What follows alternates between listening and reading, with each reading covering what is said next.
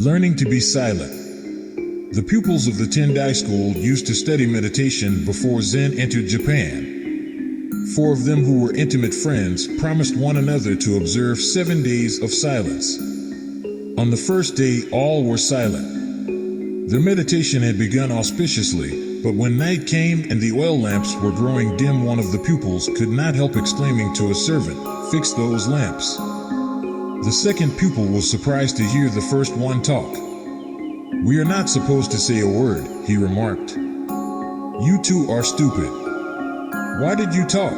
asked the third. "I am the only one who has not talked," concluded the fourth pupil. This Zen parable is not only a story about silence, but also about one-upmanship. How many of us would know when to quit and be able to actually do it? As someone who, on occasion, likes to hear himself talk, I'm not prepared to answer this question. But if enough people took this story to heart, it could be a serious threat to Twitter's business model. Skillful rejection. If you go to a Zen teacher and you approach him in the traditional way, the first thing he will do is to say, "I haven't anything to teach. Go away." Well, you say, "What are these people doing around here? Aren't they your students?"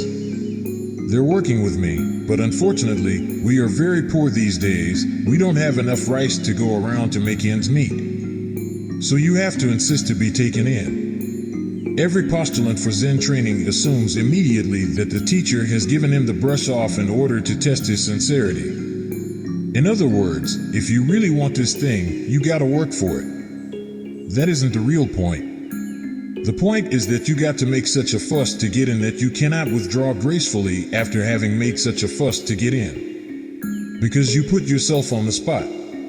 And you define yourself as somebody needing help, or as somebody with a problem who needs a master in order to be helped out of the problem.